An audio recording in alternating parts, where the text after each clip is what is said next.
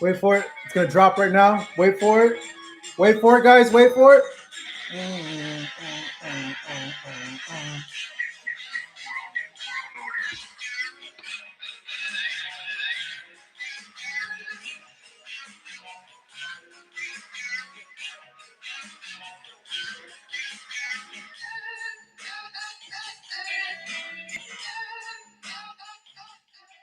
Yo, yo, yo, yo. What's up, guys? What's going on? Happy Monday, April the 6th. We're a month. Are we a month in this quarantine, guys? A month in into quarantine and chill. This is Fight Up TV live chat coming to you from our worldwide headquarters in an undisclosed location in Southern California, where it's actually raining right now. Thank you guys all for jumping in this live chat here. Like I promised you guys, every week on Monday, I'm still trying to nail down the time if we're gonna do it at 2 o'clock or a little bit later at night. So I chose to do it later at night just to see how many of you guys are actually up compared to 2 in the afternoon. I don't know. So some of us still have to work. I'm having to work this whole time trying to create content, which you should totally go and check out. We got a ton of stuff on our YouTube channel. Interviews, and my allergies are actually acting up, but interviews with how this COVID-19 is affecting boxers and people in the boxing industry. A lot of stuff has happened since last week. So we're going to go ahead and cover various boxing news topics and also get into your questions here. So, yep, I grew up an old school wrestling fan my whole entire life. I already got a question here from Mega Champ. Yo, what up, Mega Champ? Bradley Aragon, what up? Yoga Flame, Yoga Fire, Yoga Inferno. Yo, yo, yo, Mr. Oli Bro, what up? Steve Saldivar, favorite NWO member. Dude, Scott Hall. Hey, yo, I love Scott Hall, man. So to me, Scott Hall was my favorite NWO member. The toothpick and just throw it at people. Go ahead and tell everybody that we're live right now on the Fight Up TV live chat, and gonna get to your questions. One thing that's interesting that I want to talk to you guys about, which blows my freaking mind. So check this, guys. So obviously, there's no boxing going on right now. Okay, all the commissions have put a halt to any event happening till I believe in California till the end of May. In Nevada, I think indefinitely. New York's the same way, indefinitely. So all the commissions are like, you can't put on any fights.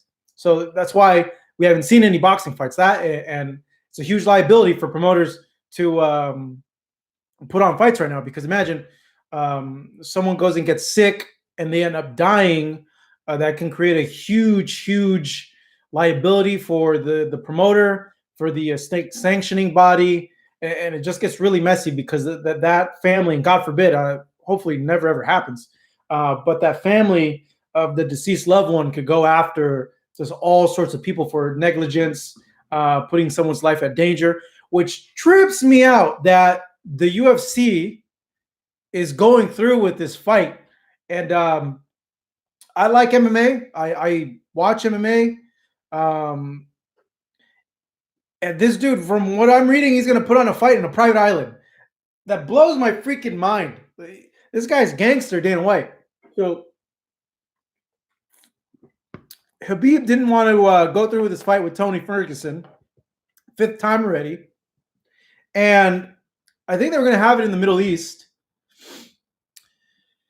That fell through somehow. Khabib got stuck in Russia because no one can get out of Russia. Dana White, that's how much power this dude had. Dana White somehow gets a hold of Putin. He probably asked Donald Trump, because Trump's his homie, to get in contact with Putin. Putin okays for Khabib to travel out, and then Khabib says he doesn't want to go through with the fight because of what's going on, and he says that he doesn't feel right if the fight happens. So they're trying to find like a location. Yeah, send me location. What's up, the beef 123? Thank you, bro. He tries to find a location for the fight, and everybody's speculating: is it going to be a boat in the middle of the ocean on international waters? Is it going to be in an Indian casino? And then Dana White says it's going to be in the West Coast. And then I read something that he's getting close to buying a private island so he could fly people in there to stage fights. What in the what? You kidding me? That is crazy, man.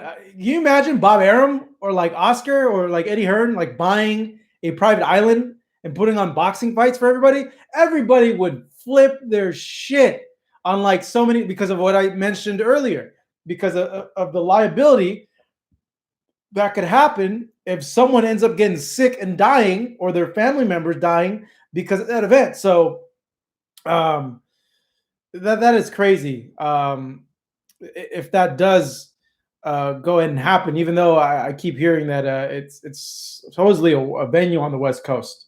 And I asked, okay, if the fight happens in a venue on the West Coast, okay, it would have to be, logically speaking, an Indian casino, because the Indian casinos, I don't know if you guys know, they're on a sovereign land. So what that means is it's a weird thing. Sovereign land is they have their own laws.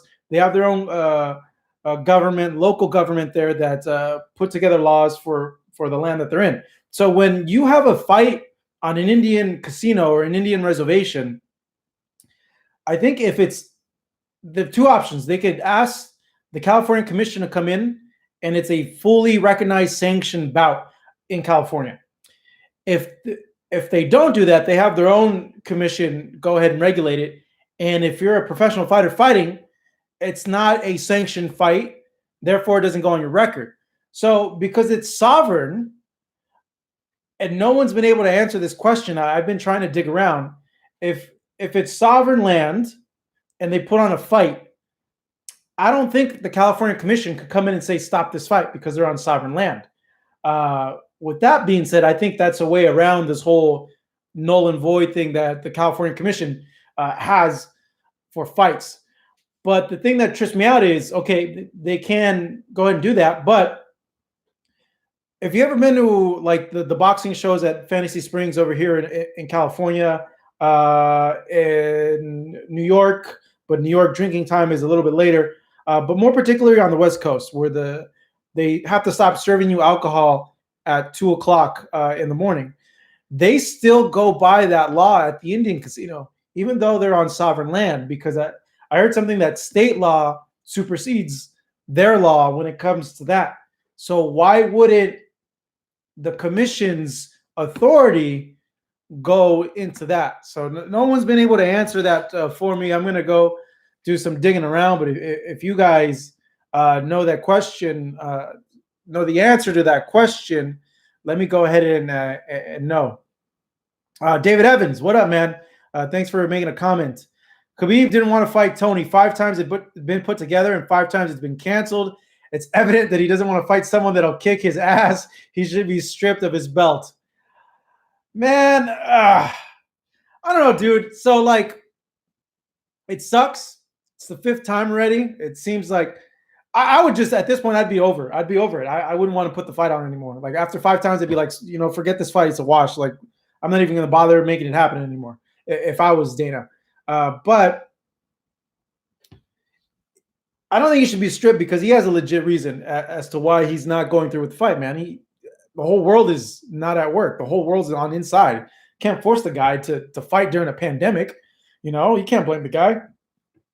God forbid something happens. What if he brings his dad and his dad somehow gets sick? His dad's older age, like that's a huge liability, not only for him, but for the company as well. So I don't think he should be stripped at all for that. So you can't blame the guy either, but it sucks. It does suck. I had a friend, actually, I messaged him and he said, man, Khabib was talking all that mess and he didn't back it up. So, he's mad. There are a lot of fans that are mad about it. I was actually looking forward to that fight because I enjoy both my boxing and my MMA. So, yeah, I'm super bummed out that it's not happening. That other fight that they have on It's a good fight, but I think Tony's going to win. That guy, I don't think he's Justin Gaethje as versatile as Tony Ferguson. Saqib TT, Russia is allowing private flights. Khabib can easily fight if he wants to. He can be tested after to protect his family. True, he can, but dude, we're in the middle of a pandemic. Like, why he shouldn't have to be forced to fight if he doesn't want to because of that. Like, he has more than enough reason to. There's people not going to work right now because of that. Like, no, he shouldn't be punished because he doesn't want to fight in the middle of a pandemic. Like, come on now, really? You know, like that's like forcing someone. Like, no, that's not cool. Like, you should get hazard pay if he does it. That's for sure. But no, you can't be forcing a guy to fight if he doesn't want to in the middle of a pandemic. That's a legit excuse. 90% of the world is like indoors now. Like, you can't force a guy to fight during what's happening right now. Like, come on, man. I understand. We all wanted to see the fight. We all wanted to see it, especially now when there's like nothing to see. They're the only sporting event outside of professional wrestling that's happening right now. But you can't force a guy to fight in the middle of a pandemic. You crazy? Like, come on now, you know? Let's see here. Brandonian 3030, what up? Marcos, when are you releasing the Lucas Body interview? I'm working on it. Well, it'll be released this week. So don't worry. Lucas is a cool guy. He's an up-and-comer. I believe he's 9-0, 9 KOs. Fights out of Niagara Falls in Canada. Signed with Phil LaGreco. And very, very good chat with him. From, I believe, Palestinian and Italian background. Power puncher at lightweight. So look for the interview that we did with him coming this week. Guillermo Sanchez. Hey, Marcos, question. In my opinion, among active fighters, I think Pacquiao has the best resume, Canelo second. Who would you say is the third? Man, Memo, that is a really, really good question.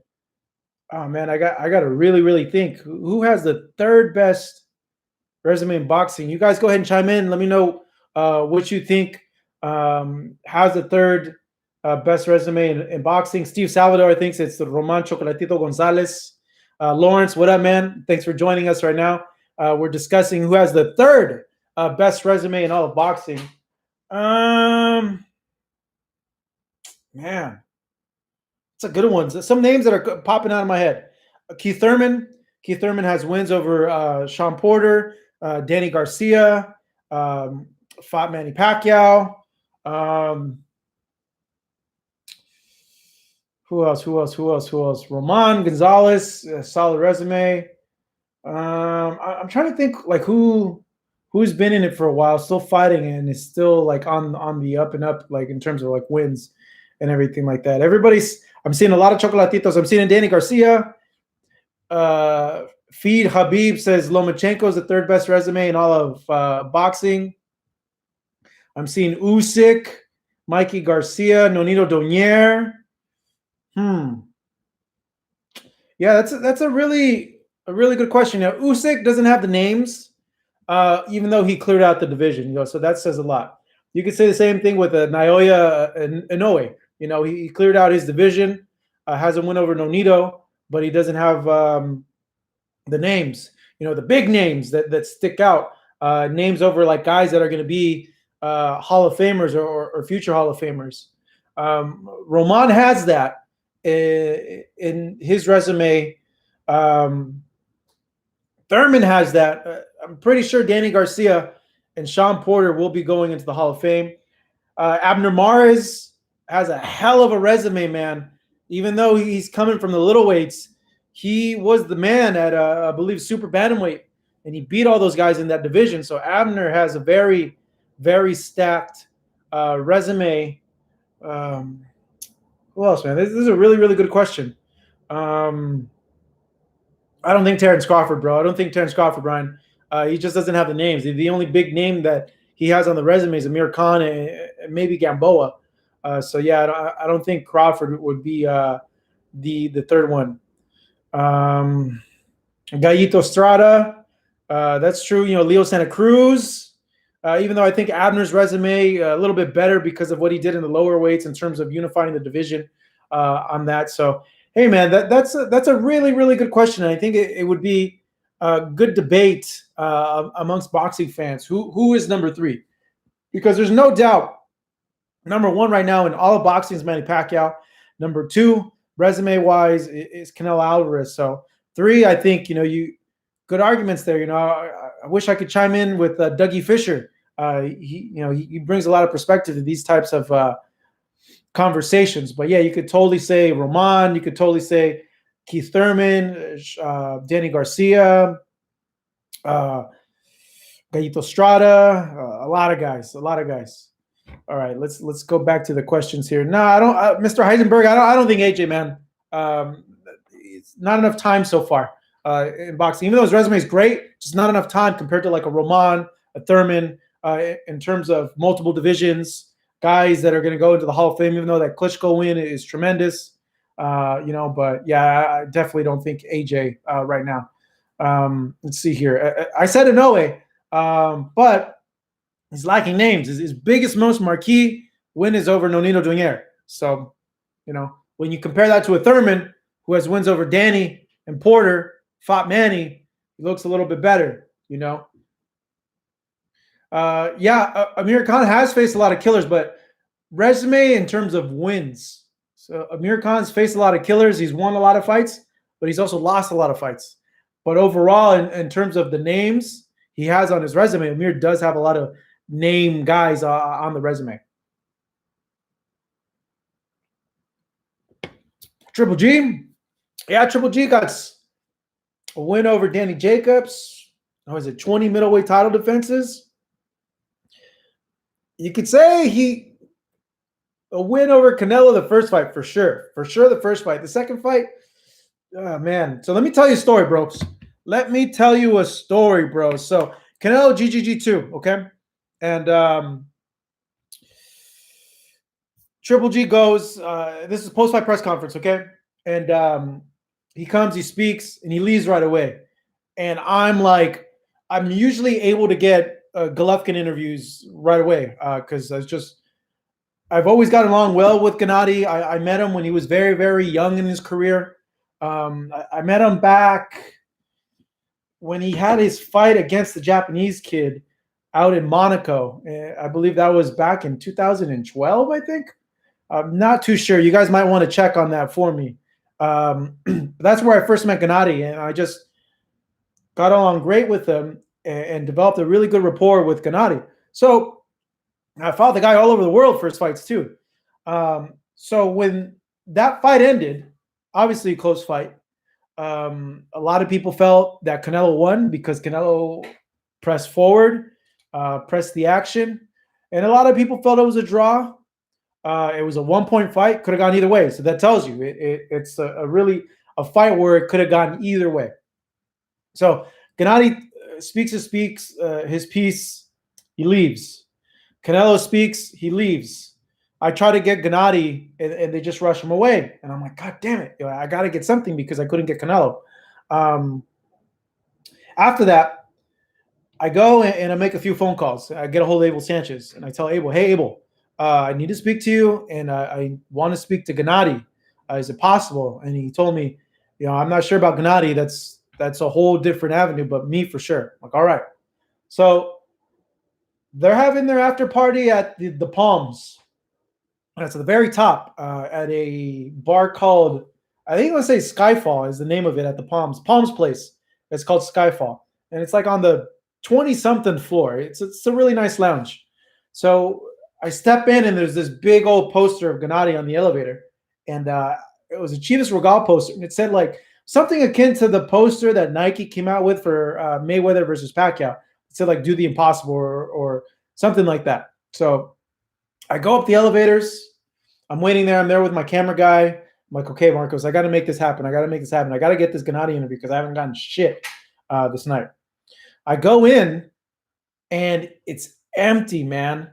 I thought it was going to be packed, and there's not a lot of people there. And I was like, that's when it hit me, when fighters say when they lose, no one ever talks to them. No one ever hits them up.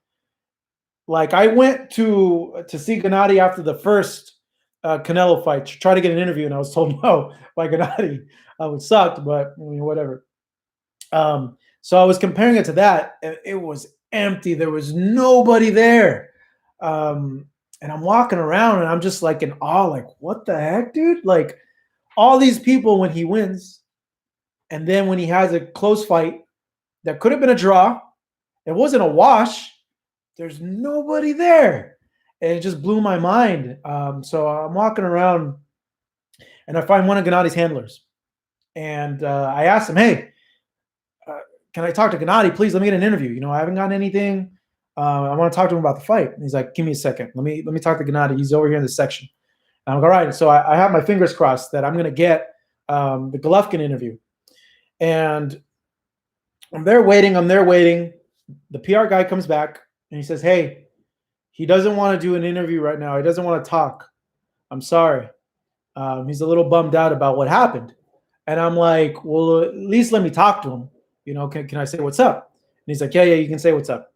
I go there and we go into this little section and it's just Gennady's close friends and family, no more than like 20 people. And this is a huge venue. The place is nearly open. I don't even see Tom there, to be honest. So we're there and Gennady sees me, he smiles, gives me a big hug. And I talked to him about the fight. I'm like, hey, what'd you think? And he's like, man, it was a close fight. And I'm like, what'd you think, Marcos? And I told him, like, Gennady, I'm gonna be really, really honest with you, bro. You won the first fight. This fight, I saw his power feel. How did he feel? And he's like, nah, he felt the same. His power wasn't anything that bothered me too much. And I forgot to ask him, like, dude, why didn't you press forward? Or why didn't you throw a body shot? But it was more like him talking with me about wanting to take a break, like have a vacation and everything like that. And he was bummed out. He was visibly, I remember that, very, very bummed out. He was sad about it. He felt he got screwed. So after that, I said goodbye, give him a hug, take a picture, and leave. And you guys are telling me it froze. It froze. What froze? What froze? Did we get frozen here? No. We're good. All right. So let's get back to the questions here. But that was I don't even know how we got onto the Golovkin story. But yeah, I saw him after the fight, and I told him about it being a draw. So he knows it was a close fight. It keeps cutting off at times. That's really, really weird because I have really, really fast internet over here. So I don't know. You know what? It's raining right now, and sometimes I have a problem when it rains with the wires. So I apologize for that, guys. So let me know if it starts freezing up again, and I'll pause whatever story or anything like that that happens. It's really strange. Oh, okay. Shaka Amos. I don't know what this weird thing is, but I'll take it because I need all the funds right now. How's it going? All right, back to your guys' questions. Let's see here. Eric Sandoval. So what's your response to the second fight, the Golovkin fight? I told Gennady to him in person that it was a draw, and he asked me, so I don't know if this got cut off. I'll say it one more time, shorter. I go see him. He says no interview. I talked to him for like 12 minutes. He gives me a big hug. And I asked him, hey, how do you feel? And he's like, I feel good. He's like, I'm sad. Like I put in all this hard work. I'm sad. And I'm like, well, it was a close fight, Gennady. And he's like, yeah. He's like, Marcos, what'd you think?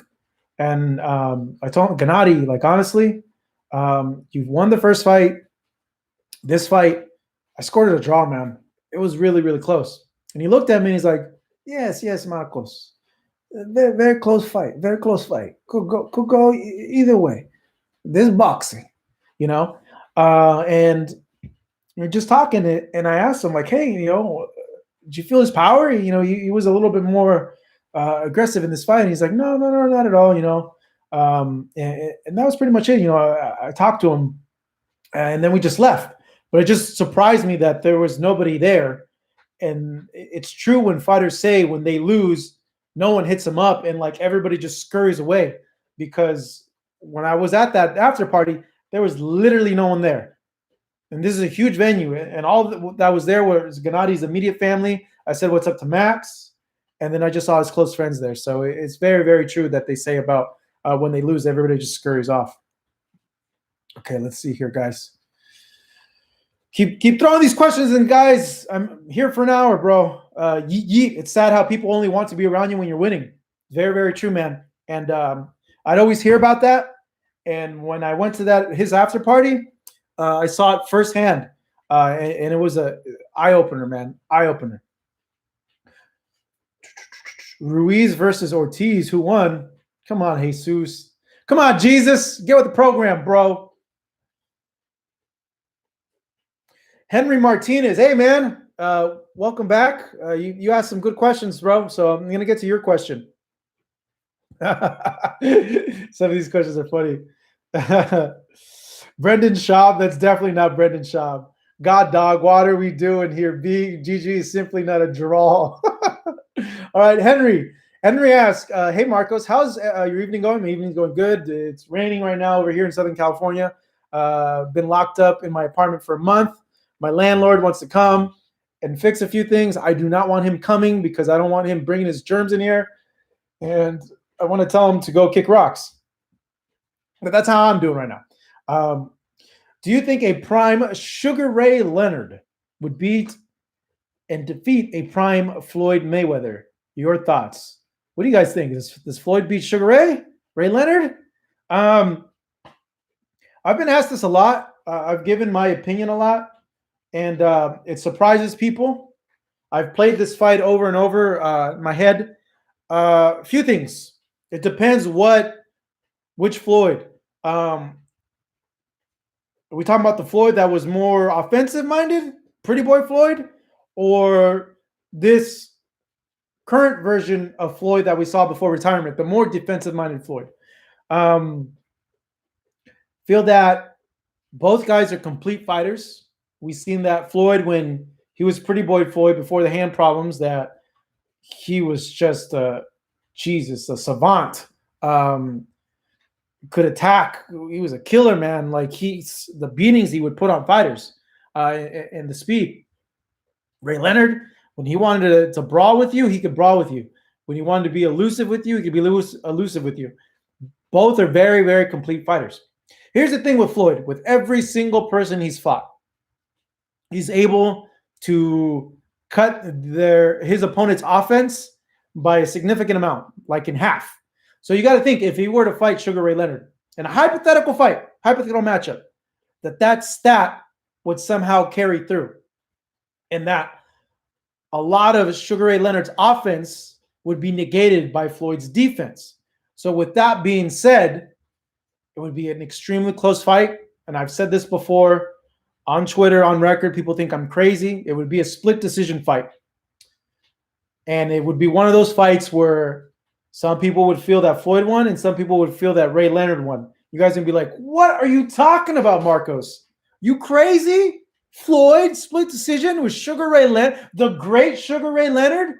Four Kings Sugar Ray Leonard? The king of the 80s? Yeah, because that's how damn good Floyd Mayweather was. You look at Floyd Mayweather's stats, with anybody who was offensive against him, he shut them down, cut half their input. Manny, Maidana, Cotto, I can go on and on and on and on. It would have happened with Ray Leonard too. It would have been an extremely close fight, split decision, and it would have went either way in that matchup. Let's see. I want to see your guys' comments. Hurricane Hank, Pretty Boy Floyd was a killer. Shaka Ambrose, if you put money on that 1980 Super Shoulder, then yeah, you can. Oh, man. Danny says Sugar Ray would have destroyed Floyd. Yeet, yeet. I agree. I think Thomas Hearn would have beaten Floyd. Now, that's an interesting matchup because of the height and the reach. Like we said, styles make fights, man. Styles make fights. Dead man. Yeah, but that's not boxing, bro. That's a fight to the. That's like a pit fight. That's not a boxing match. We're talking about a boxing match. You know. Let's see. David Benavidez versus Tito Trinidad. Two different weights. The best version of Tito was like 47-54 Tito. Benavidez is at 160. Tito was terrible at middleweight. Yeah. I don't know. I would pick Tito. I'm gonna scroll up to see more of it. Oh, you guys don't agree with that, huh? With that Mayweather. See?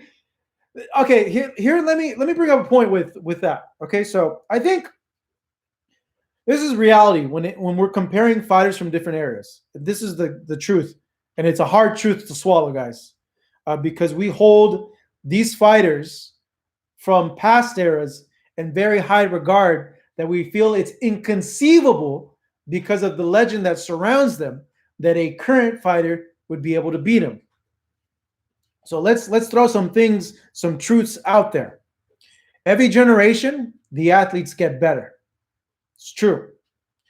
Fighters now are more athletic, bigger, faster, stronger than fighters back in the 80s, back in the 90s. That's a truth that runs around in all sports: football, baseball, soccer. Everybody's bigger, faster, stronger. That's no arguing there. It's the truth. They're better athletes. Now, technique, you can make an argument there that the fighters had better technique, but every generation you're supposed to the crop of fighters supposed to get better, better, better, and better every generation because that's knowledge being passed down and skills being refined, refined, refined, and refined. Okay. The other thing, fighters back then better condition, no doubt about that. They trained 15 rounders. I feel they were tougher, grittier fighters because they were in better condition. I feel they had more heart than current fighters did. So that in itself presents an interesting thing. So you put a fighter from the 80s against a fighter present time now. The fighter that's present now, honestly, and you guys are going to think I'm crazy again, but I'm telling you, why do you think in all these other sports these records are getting broken? Because every generation, they're better, they're bigger, faster, and stronger. The present day fighters now, bigger, faster, stronger, better than the fighters back then. In terms of athleticism, a lot of the times, in terms of technique, even though we do have the special ones. But if you take, for instance, someone like Rocky Marciano, and you put him in there against a Tyson Fury, an AJ. Tyson Fury, AJ would mop the floor with Rocky Marciano. It's not even a competition there because look bigger, faster, stronger. You take a look at and if you look at video footage from like the 50s of these guys compared to the guys now, they showed a lot of defensive flaws. Now, yeah, there's 50 years of boxing knowledge and fine-tuning from that point to this point now, where back then they weren't aware of these, how to correct these mistakes. But for the most part, the fighters now are better and more athletic. So when we compare past eras, and even with athletes, when we compare, I'll use an example, a Messi to a Maradona, okay? Messi, real talk here, Messi is 10 times the player that Maradona is, okay? Skill-wise, technique-wise, everything. It's just the same thing in all sports. And when you go back and look at tape at these old-time fighters and you look at tape of fighters now, you'll start seeing like, wait a second, this guy has his hands down all the time, or this guy's doing this or that. And the newer crop of fighters, because they're more athletic, they're better athletes, they're bigger, way bigger for those weight divisions, they would beat a lot of these guys in these matchups. If we had some sort of magic DeLorean that we could go 88 miles an hour in and go back in the past to make these matchups happen. I'm going to see what you guys think. I strike a nerve with people whenever I say this because we hold these guys at such high regard and high esteem, but we got to, reality, man, reality, the football players now are better than the football players back then. Soccer players now are better than soccer players back then. Just about every sport, man, every sport. You see, I'm going to scroll up here. Shaka Amo says, true shit, look at the Olympics. Even though a lot of those Olympic athletes are juiced to the gills with them Chinese and Mexican supplements, dog, getting that. All right. Let's read your guys' feedback. Let's see. Would Hagler have beaten Mayweather? Bro, different weight classes. And yeah, probably. Probably.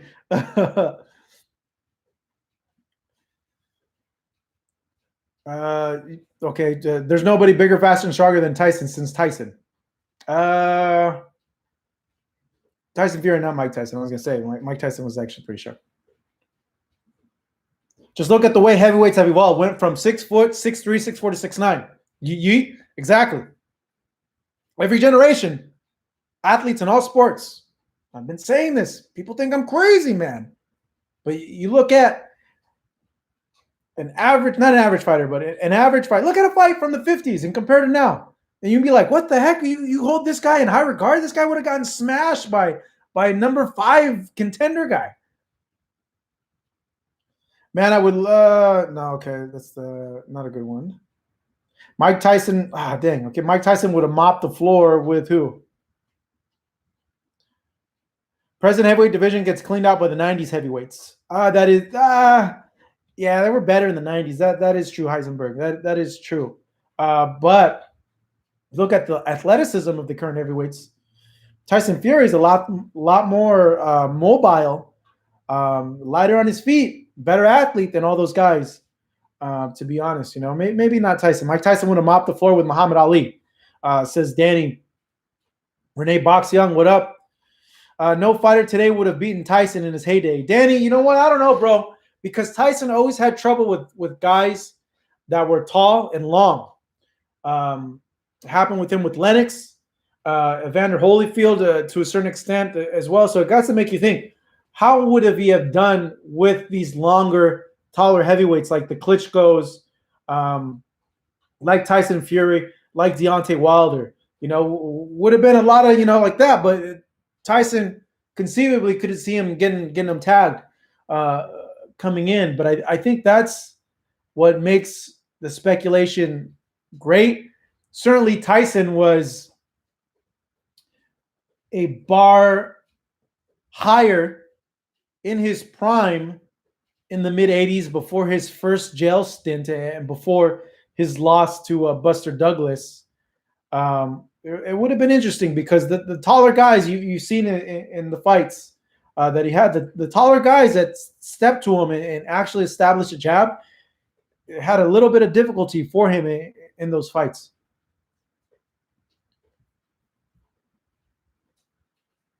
Usyk picks Prime Tyson. No, get out of here with that. No, he doesn't. Come on, bro. Not even.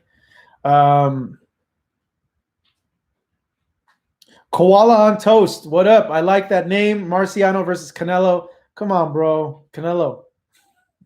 It piss people off here. Marcos, I think you are making a great point. To paraphrase what you are saying, nostalgia blinds us and makes us think the greats from the past are levels above the fighters today. Yeet. Hit it right on the nail. If I had a bell, I'd be ringing it. More cowbell for you, Yeet. Very, very true.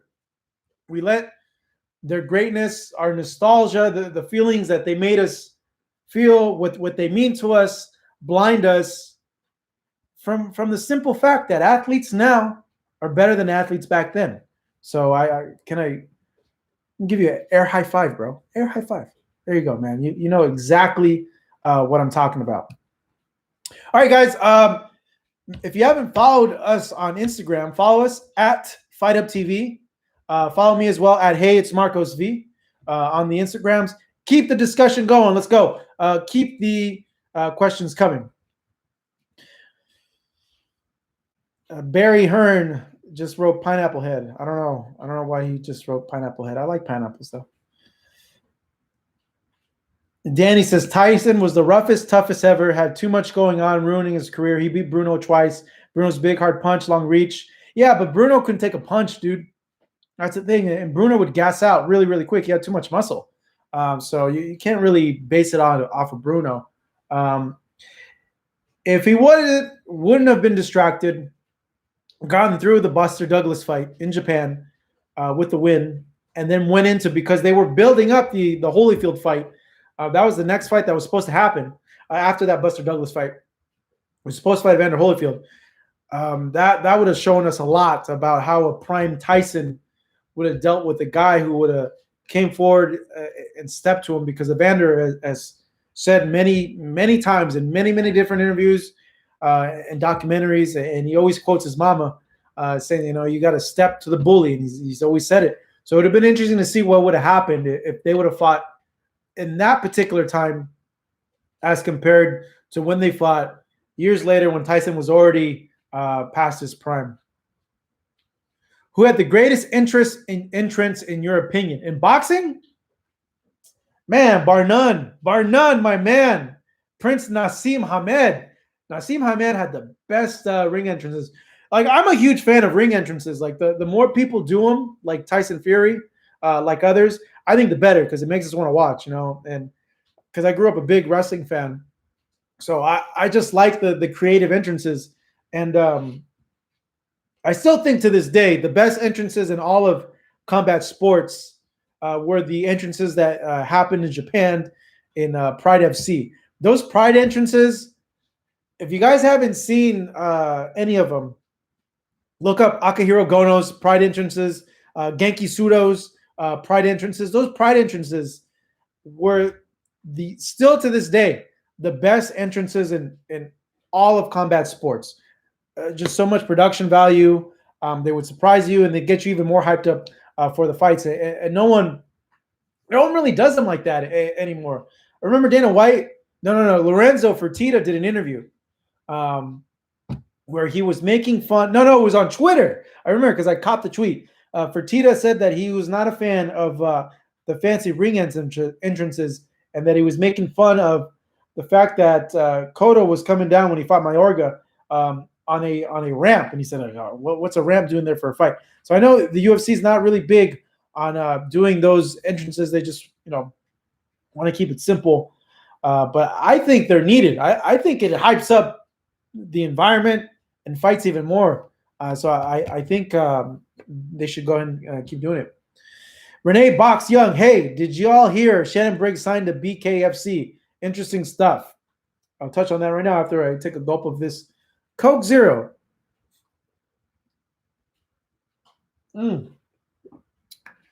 Refreshing. Coke Zero, not brought to you by anybody. Okay, so Shannon Briggs in bare knuckle. I should actually reach out to Shannon and talk to him about that. Let's. We've seen the GOAT, Artem Lobov, fight in bare knuckle. He beat Paulie Malignaggi. Hector Lombard, MMA fighter, went to bare knuckle. So we're Nico Hernandez, an Olympian. He went to bare knuckle. So, excuse you guys. I'm sorry about that. I should probably not drink soda on camera because I'm burping. I shouldn't be burping. I apologize. Yeah, gulp of this man milk. Yeah, get out of here, Rob. Because being a boxer does not necessarily mean you will have success in a bare knuckle fight. Bare knuckle fight is higher pace. The distance is a lot closer. You don't have a lot of space to actually go ahead and box as you do like in a ring, because in a ring, you could ask for like an 18 by 18 feet, a 20 by 20, or 22 by 22. So you have space to move around and actually box. A bare knuckle fight, you stand like not even that, like 5 feet apart, I think, and then you just go at it. So it's a lot different, even though you would think that the boxer does have the advantage just overall. But as we saw with Artem versus Paulie's a slick boxer, and Artem's a guy that brawls. So I think because of that, it evens it out a little bit. But I'm gonna watch Shannon's bare knuckle fight. I want to see like what happens. Those bare knuckle fights, man. Them knockouts are, jeez, man. They remind me of the tough man competitions back in the day, like in the early '90s, that they used to have on ESPN2, like late at night, like at 1 a.m. I remember that.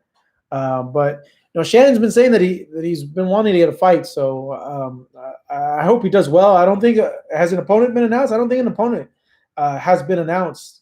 Beltran.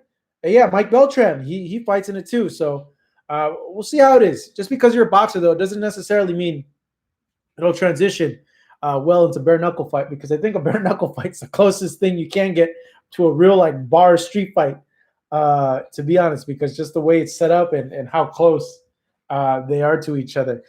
I haven't seen a bare knuckle fight in person yet, which sucks because I was there in Florida for Paulie and Artem, and then I had to take a flight that Friday back to Vegas to work the Charlo versus Cota fight in Vegas for Fox. And I was bummed out because I wanted to see Paulie and Artem go at it. So I'm hoping one day I can go over there and see a fight. Renee Box, yeah, it's called a squared circle ring. Yeah, they say toe to line, and then they just go at it. Like, yeah, I like it. It's a fight's a fight, man. MMA, boxing, bare knuckle. Even though they had bare knuckle before in Vegas, and they had a glove that had like an opening like by the knuckles, but they got rid of that. So yeah. All right, you guys, keep the questions asking.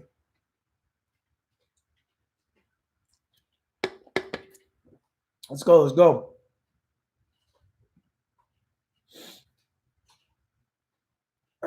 Kimbo Slice, and I love Kimbo Slice. I never got a chance to interview Kimbo Slice. Did I ever meet Kimbo? Did I? I think I did meet Kimbo one time, because Gary Shaw, who was a boxing promoter, ran Elite XC, and Kimbo was their guy in Elite XC, and then Elite XC folded. A lot of the talent went to Strikeforce or the UFC, and then Gary went back to boxing. I got to look at my archives to see if I meet him. I could have swore that I have a photo with Kimbo, but I got to look it up. I've met Kimbo's son, Baby Slice. He works out at the body shop with AJ McKee and Antonio McKee. Man, I remember in the beginning of YouTube, watching the Kimbo Slice fights. And I remember seeing Jorge Masvidal in those as well. And man, those were exciting. There's one where he fought some white guy in like a basement, I think. And then the one where like the guy's eye was like practically like missing. Those Kimbo Slice fights were they were the best, man. I don't know how the hell they got away with that stuff for so long. I think maybe because it was the beginning of the internet and a lot of these videos weren't getting shared. But yeah, man, I remember when I first saw Kimbo, I just thought like, dude, this guy is jacked to the gills. And you keep seeing him knocking people out. And it always made you wonder, like, dude, how would this guy do like against a real boxer? Or like, how would Kimbo do against a real MMA fighter? And that was the thing. And I always felt that Kimbo would have transitioned a lot better in boxing than he did MMA. And then when they did that season of The Ultimate Fighter, I was so hyped to see Kimbo on there. And when he fought Big Country, Roy Nelson, and of course it didn't go his way, but he rocked Big Country. I was and always will be a Kimbo Slice fan. Like Kimbo, just watching his fights, and he was a nice guy, man. Miss seeing Kimbo. Yeah. But no, that's not it. It's because of production stuff. I remember John Cena when Lion, you're funny. You're funny. Renee Box Young, Marcos, how long have you had your channel, man? We've had this channel since 2009, bro. 11 years, man. It's been a while, man. It's been a crazy journey over here. Anton Massey with the random question. Look at this. What's your favorite slice of pizza? There's two. Supreme. You guys are gonna. I already feel the hate coming. It's coming. Wait for it. Pineapple. Hawaiian. I love Hawaiian pizza. So yeah, I know. Either you love Hawaiian pizza or you absolutely hate Hawaiian pizza. It's never one or the other. It's always a yes or no. Uh, I don't know why. I like that stuff. So, Shaka Amos, when do you feel boxing will be back when all this Corona stuff is going on? You got any insights with you working with Fox? So when will boxing be back? So we got an email from Fox, I believe in March, saying that the event that we had in DC that was going to have James Kirkland and Marcos Hernandez was canceled. And like they were going to cancel the whole month of events, and they're just kind of seeing what was going to happen. And then we got word that events were going to be canceled till May. And that's the last that I've heard, that everything's canceled till May. I would assume, even though this is pure speculation, that they're just kind of feeling things out, seeing how things are going to go. I haven't officially emailed anybody from PBC as to when we're going to get boxing. I do think and feel that there will be some promoters that will see what Dana White is doing and maybe try to put on an event where it's closed with nobody on there. I can see that happening, but on our end, from what I've been told, everything's canceled till the end of May, and I'm pretty sure they're just kind of seeing how things are going to go. So that's what we're at right now. I think that's where everybody is at right now. They just want to see what's going to happen. But you're seeing the WWE putting on events, the UFC continuing to put events, and I think that might embolden some promoters or some TV networks to see if it is possible to put on fights in the future.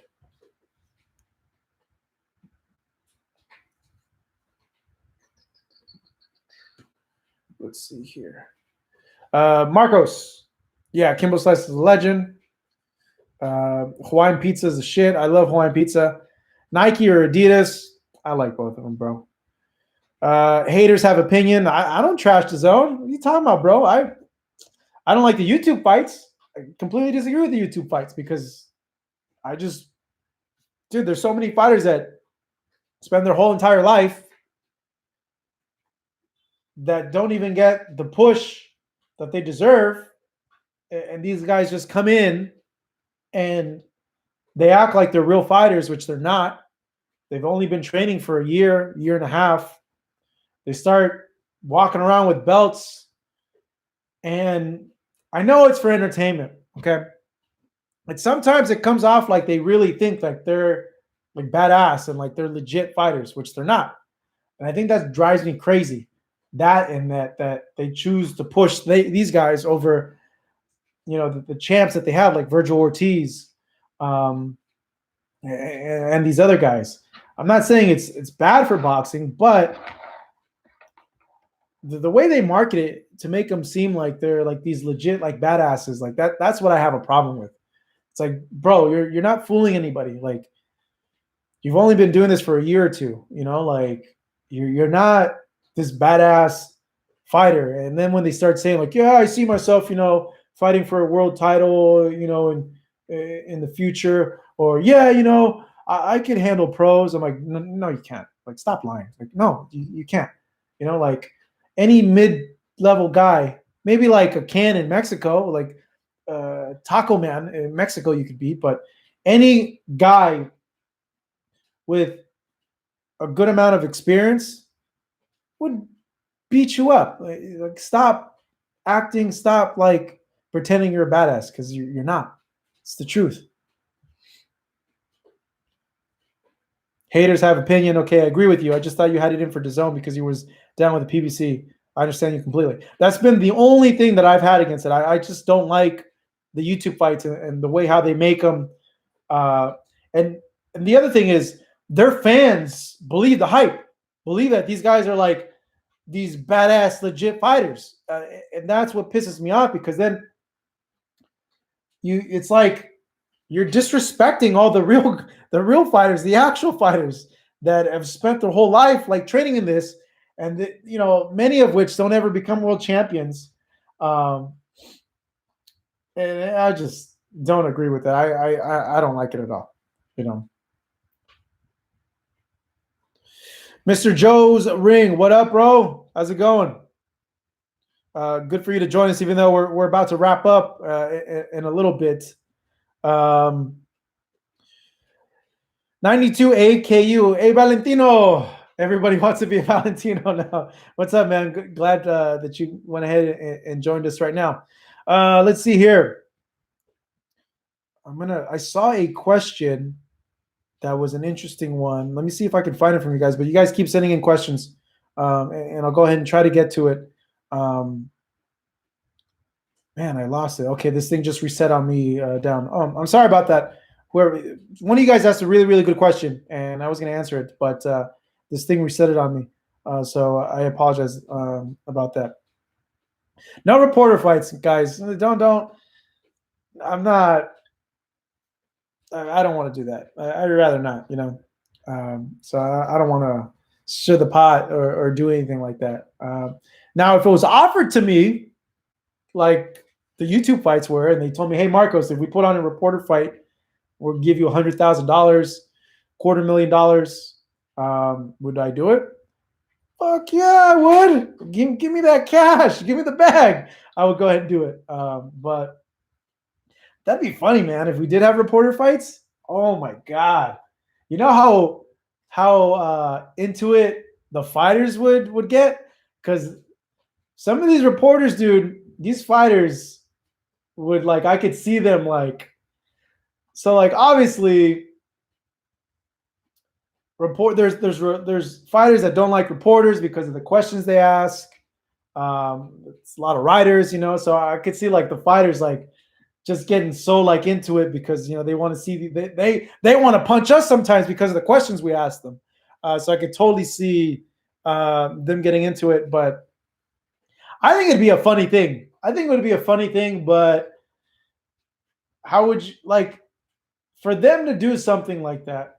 There'd have to be so much interest from you guys, from fans, in order for an actual legit media fight to happen. Because why did DAZN make the Logan Paul fight? Because they brought in a huge fan base that was going to tune in and that they actually bought. So would that happen for a boxing media fight? We don't know. You guys let me know. Would you guys pay for that? And because boxing is already a niche sport, it wouldn't grab the casuals' attention. The Logan Paul case high fight grabbed the casual fans' attention. So it would really depend on fan, how you guys, the fans, would demand it. If you guys all grouped together and demanded it, it probably would happen. But it would be crazy, dude, because what media people would get picked? The weight class, oh my god, it would be something. It would be funny, but I would have no idea how that would all work out, man. But hey, if you guys want it, demand for it, ask for it. Keep putting it out there on Twitter.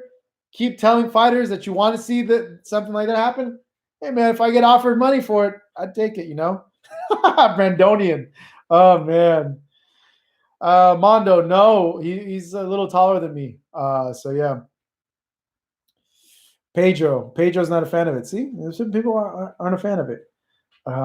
So we'll see that. AB versus Dan Rafael, yeah, but AB likes Dan though. He's told him time and time again that he likes him. So I don't know what I just did here. Okay, guys, it's the 1 hour mark. I got to edit interviews for you guys. Pheno boxing versus Michelle. Oh god, dude.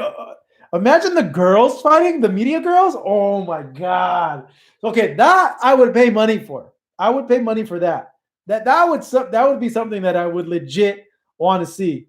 So maybe that could be something where it could be like a 6-person tournament where it's all like the girl reporters all in a tournament, and the money goes to charity.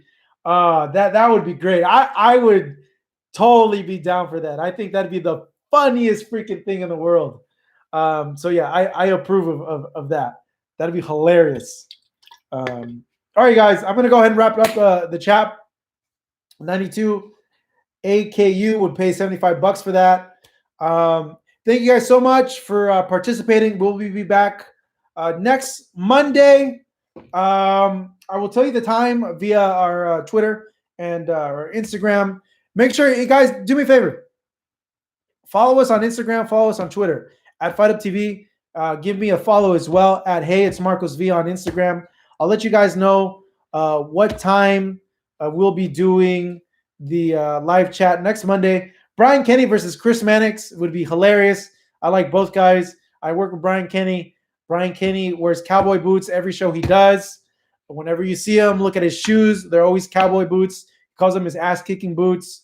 Only guy that I know that wears cowboy boots. Awesome. But all right, guys, have a good rest of your night.